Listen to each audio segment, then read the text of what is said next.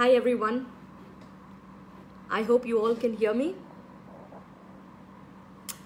Welcome to a live session with Mobius Strip Productions. I am Rayana Pandey, the company director of Mobius Strip. We will be starting in just about a minute.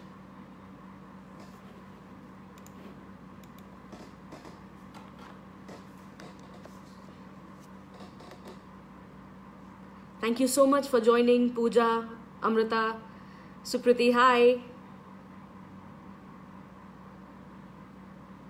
We will just start in about a minute. Hi, Glenn.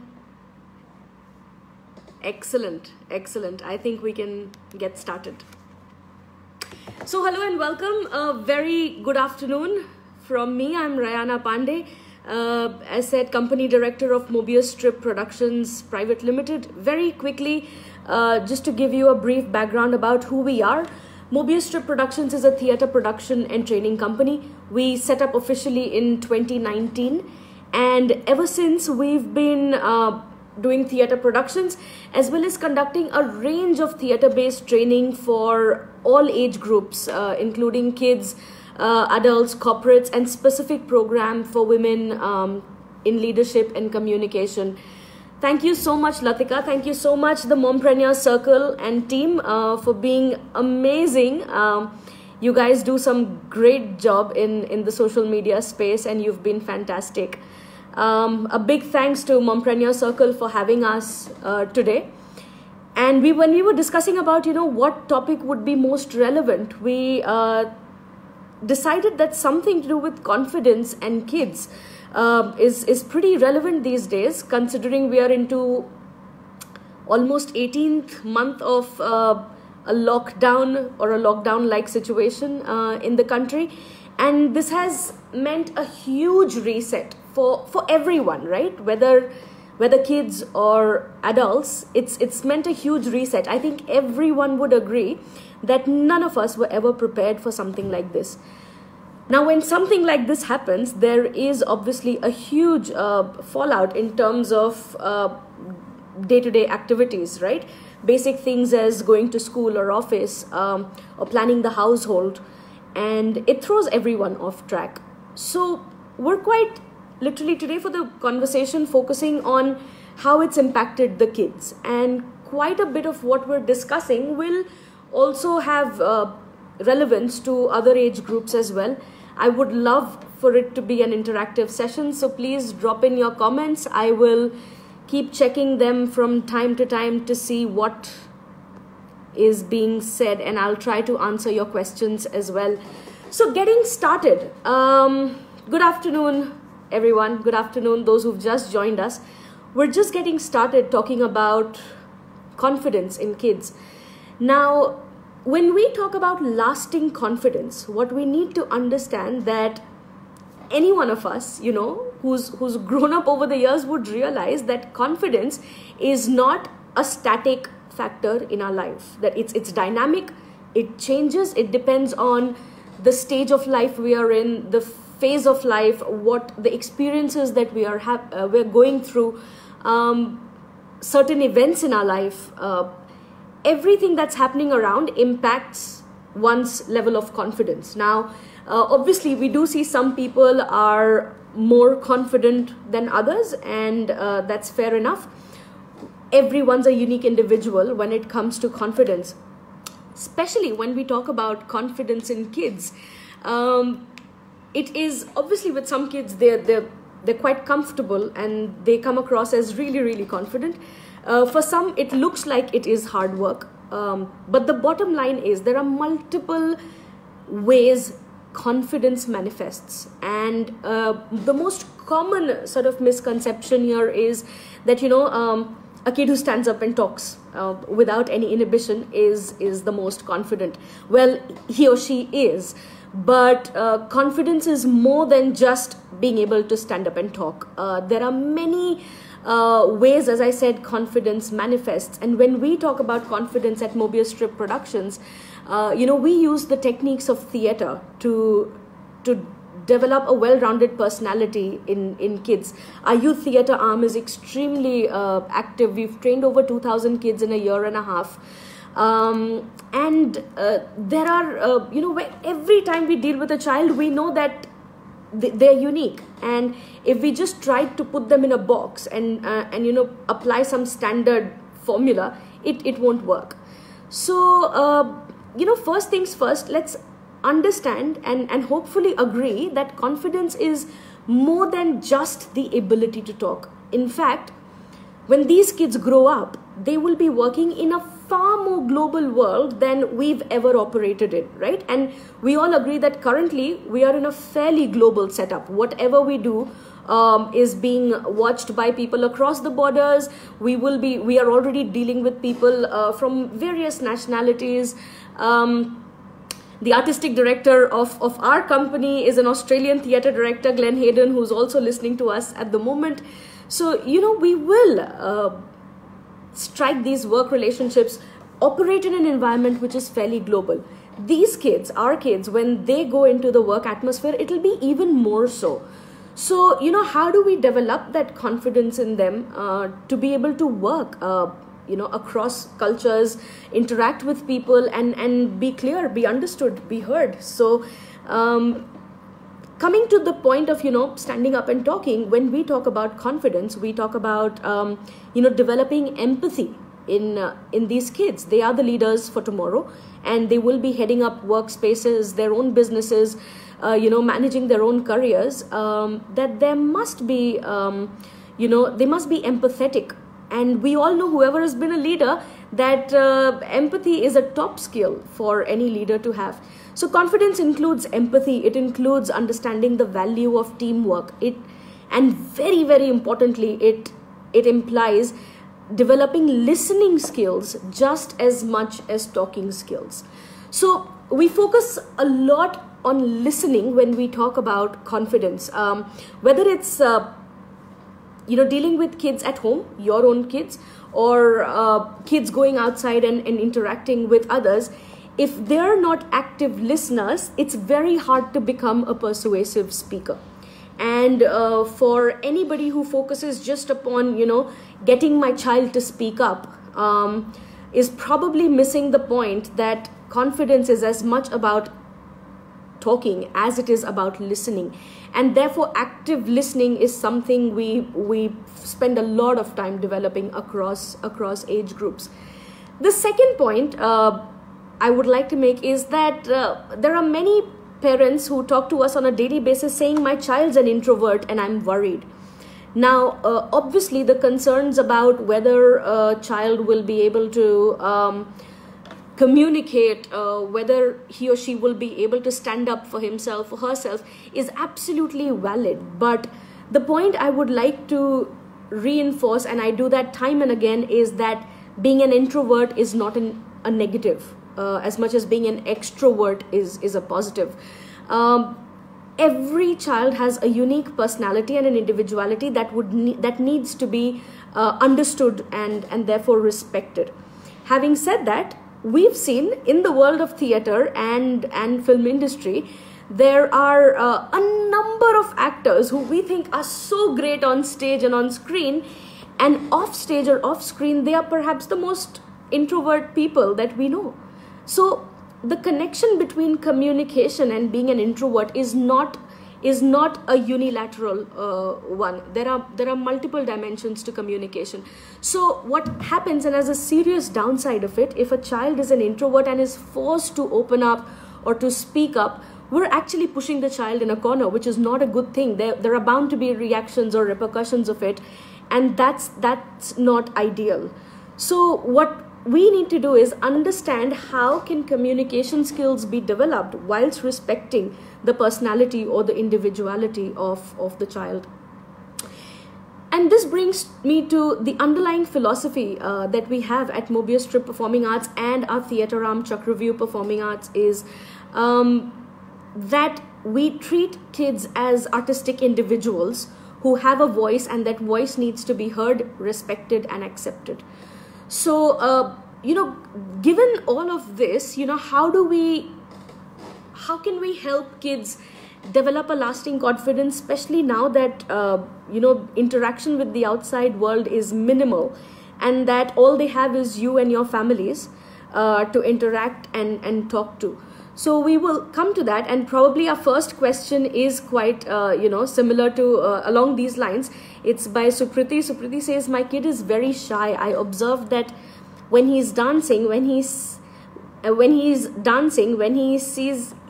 me, he looks at me and says, don't look at me, and Supriti, while that is such a it's a very natural thing, and it's quite common between the age groups of say 9 to 13, 14, 15, where they're developing a lot of thoughts about how do I look, how do I feel, am I looking silly, am I coming across as not intelligent, am I looking beautiful, am I not? So there are a lot of things going on in the mind of a child. Being a shy kid is not a bad thing, as long as the child is communicating with you on important things that needs to be communicated, things that he or she doesn't like, what is he or she comfortable with, what are they wanting to do, are they forced to do something and it's making them uncomfortable. So those are some crucial moments where the child must be able to communicate. As far as going out to the world and saying hello to a neighboring auntie without any hesitation, that can be developed, and that will develop with time and could be developed with training. But please understand that it is not a huge negative if your child wants to be quiet. A child at that age is like a sponge. He or she is absorbing everything, and they are processing a lot of things. And if you and I could go back to when we were 8, 9, 10 years old and we could remember what our mind was like, we'd understand that with so much to process, it's not really realistic for us to expect them to be talking all the time. It probably becomes even more so when the child is, around puberty, say 13, 14, 15. And then parents start wondering, why don't they talk? Or, why are they in their room? I would go back to the point on active listening that I mentioned, that, instead of talking or instead of having them, making them talk, promote active listening in the household. And active listening is, it's not just, I told you go, it's your study time, why aren't you studying? And the child says, I don't want to. But active listening is really when they feel that they are heard. A lot of the times, children are processing emotions or thoughts that at that moment in time, they might not be comfortable talking. So an active listener, if the parent is an active listener, you will understand when to leave them and when to respect their privacy. And something that, unfortunately, we don't see happening a lot.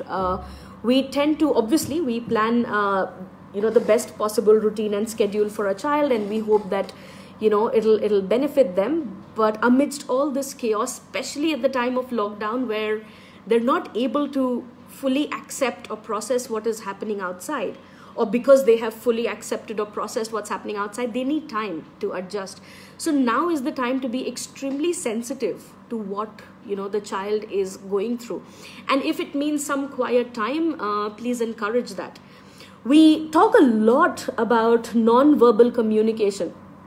And I think that's a real catch for parents, educators, and trainers alike, whoever is around youth, is that understand that not just words constitute communication. A child is communicating to you through his or her body language, their face, their behavior around the house, and an active listener would pick up on that. And if the child wants to, wants you to not see him dance, because that'll make them be free and express themselves. It's a beautiful thing that the child is dancing, Supriti. So just let him or her be. We notice that the moment a parent is in the room, the child naturally gets diverted to the parent, and he or she unconsciously just tries to please the parent. And if in that moment where a child is singing or dancing and by himself or herself, let them be. It's good. They're expressing. They're allowing themselves to feel. And that's another point that I would like to explain, is that sometimes we need to tell the kids that you're allowed to express, you're allowed to feel a certain way, and that permission to think or feel. I mean, in the first place, we don't need permission, but at the same time, it's equally true that we need to know that we have the permission to feel the way we are feeling. So, trying to keep them happy 24/7 is probably a dangerous goal to have, because the fact is, whatever's happening outside impacts our lives. We cannot exist in isolation, right? As we've all seen, that it's hard to exist in isolation. Gosh, I wish we were able to exist in isolation. The virus wouldn't have spread. But if anything, these times have taught how connected we are. So please understand that this is having an impact on your child as well. So if the child needs time off, if you need to just sit with your child and just be quiet, that would speak a lot. So that brings us to the next question. There are some little ones at home owing to pandemic. Still, their schooling has not started. How to inculcate the confidence in them? So two things that Amrita, we just spoke. One is actively listen to your child at home, and this is not something flaky or something that we think, oh, we do that already. It is something that you invest time in. Probably it's dinner time when there are no screens and everyone's looking at each other while eating, and they talk. Probably it's post-dinner conversation about, hey, how did your day go, even though they were in front of you, but getting them to talk and also listening to them actively. So how did that make you feel, and why did you feel a certain way? And a child is allowed to say, at least in our sessions that we do, please tell us, oh, I'm getting bored, or I don't understand, why is this happening? Why do we have to do this? So they're allowed to question, they're allowed to feel, and we as adults must make them realize that it's legit. Those feelings are legitimate. Just one second. The other thing is, if you are at home and you think the child is getting extremely, extremely quiet, and is not able to, interact with, just the next door neighbor who you occasionally say hi to, instead of forcing your child to do that, for some time, let it be. It is not wrong. It is absolutely not wrong to be quiet for some time as they process things. Mind you, it is not a permanent thing.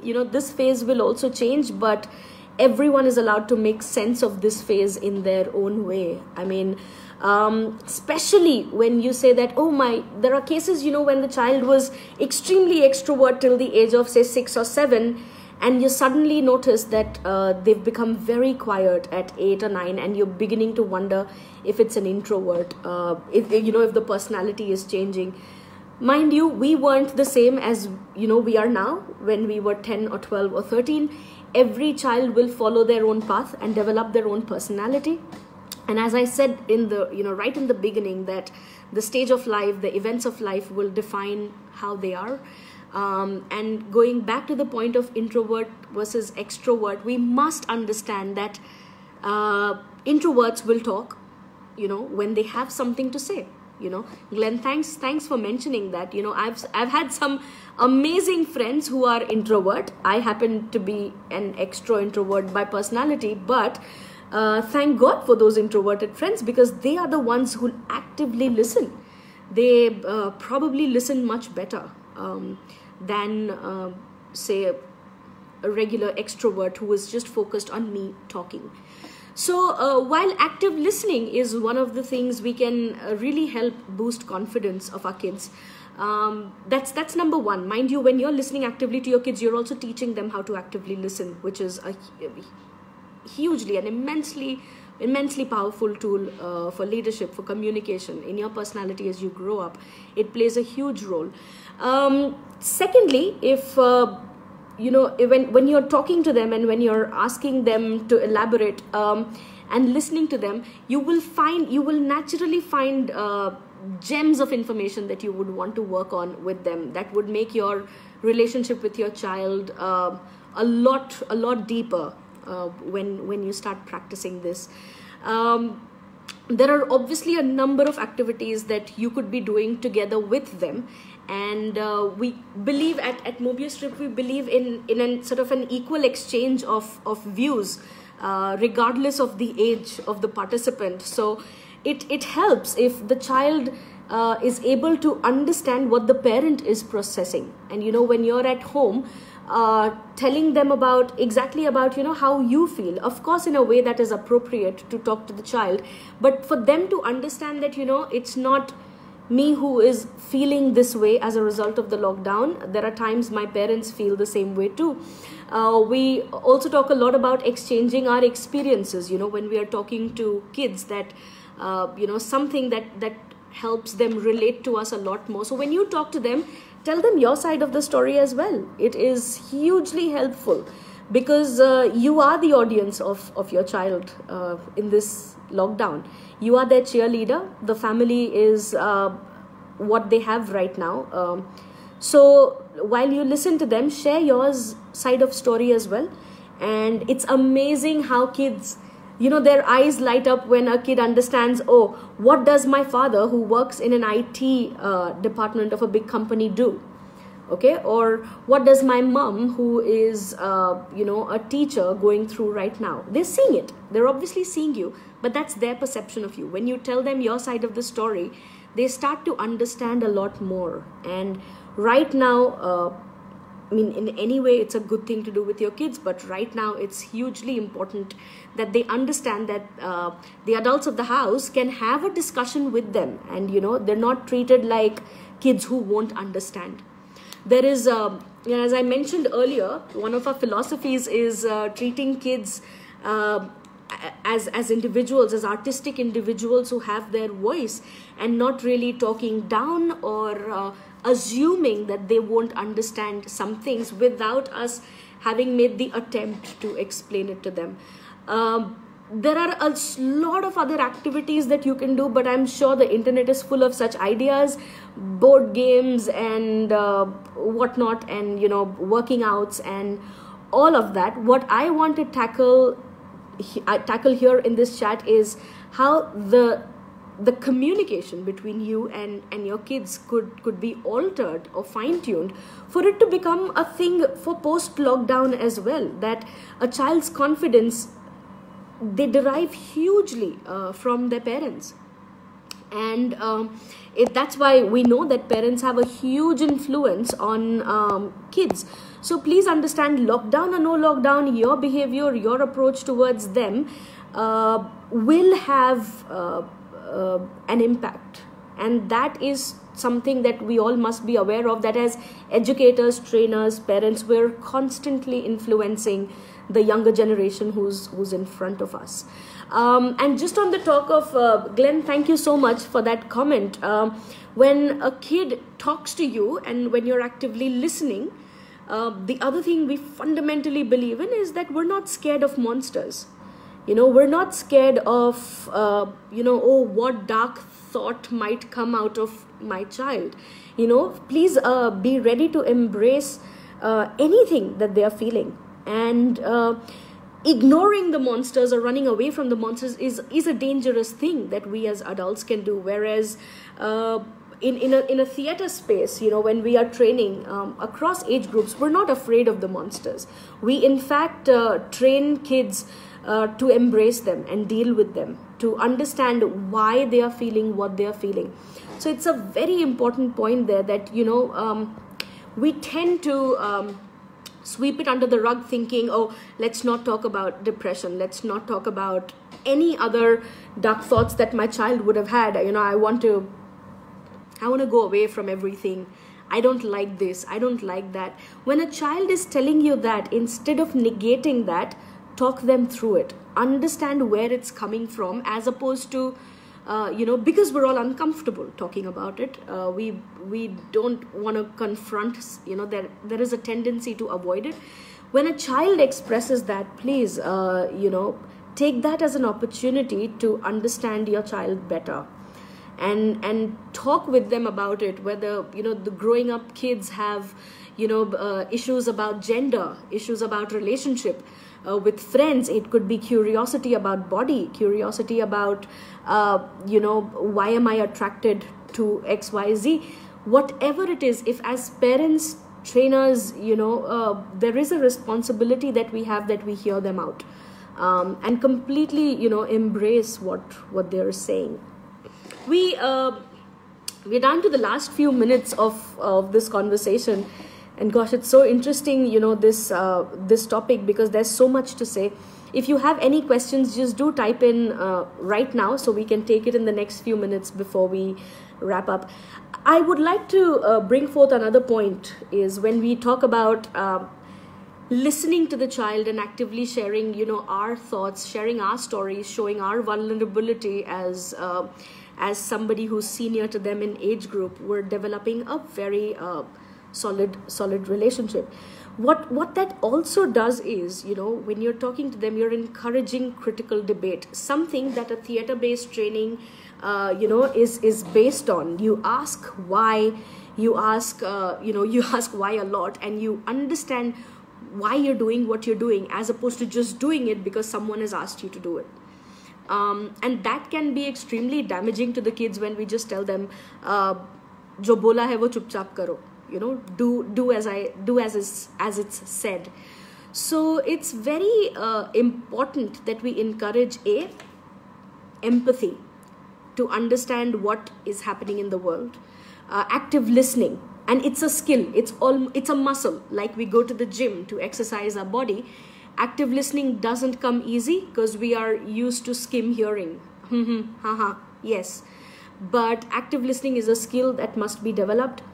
It is not just about speaking. The speaking will happen when the child has processed everything he or she needs to.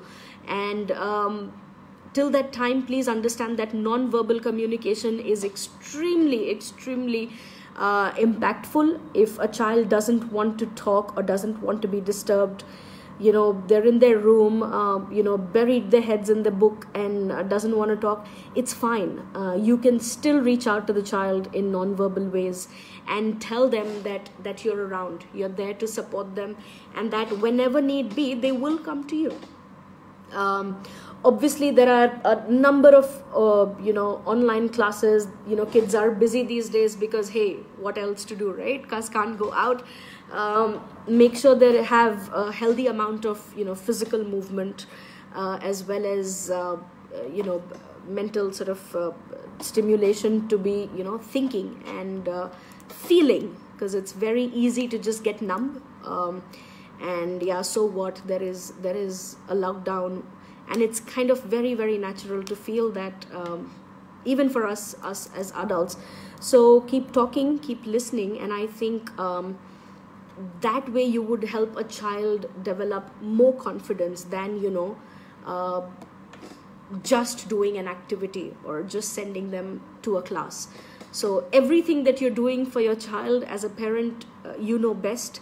And you know, but the things that we've discussed right now about embracing their thoughts, their feelings in a non-judgmental way, encouraging critical debate, listening to them actively, will help cement the relationship for a very long time, and it won't be limited to just this lockdown period. And just to wrap that up, if there are any more questions, please send them now. And on that note, you know, just to cap it up, there are a couple of obviously public speaking, creative writing, all of those you know, sessions that we do, but all our programs are based on techniques of theater for regardless of which age group, and where we encourage all of what we talked about, you know, the non-judgment, active listening, empathy, understanding what is being said, understanding or comprehending the communication or conversation much better through text work and so on. So there is a way to cement a child's personality, to create a lasting confidence in child, but it is daily work which is to be done at home with the adults around, and nothing can take away the impact that will have. No amount of class outside can replace what is happening in the immediate environment of the child, whether it's via parents, grandparents, family, and eventually when things open up, their friends, their school, their teachers.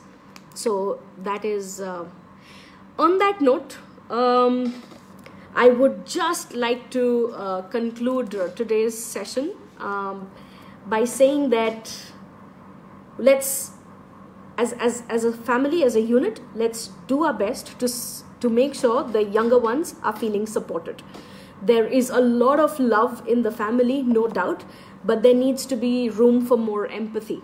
And there is a distinct difference between love and empathy. If we can show to our kids that as a family, we can collaborate, we can work together by talking through certain things, by doing certain activities, we would have taught them a very important point about teamwork, about collaboration versus competitiveness, about what success truly means. Success will mean something for everyone and not just myself. Of course, we want our child to be the best student, the best speaker, the best leader, and there's nothing wrong, but doing that in a way that they understand that success comes with grace, and what it also means is that success is for the collective. Right now, that collective is family. And when they go out, if we've had that relationship, that sort of communication with them right now when we're all in a lockdown, they'll be better equipped to deal with the world post-lockdown. Because mind you, that might itself take some resetting to be done when they go to schools after a year and a half or 2 years, we don't know.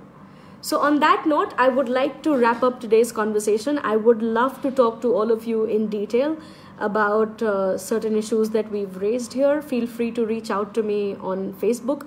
Once again, a huge thanks to Mompreneur Circle for this amazing community that you've put together and the amazing work that you guys are doing. My best wishes to all of you. Thank you, and let's keep in touch.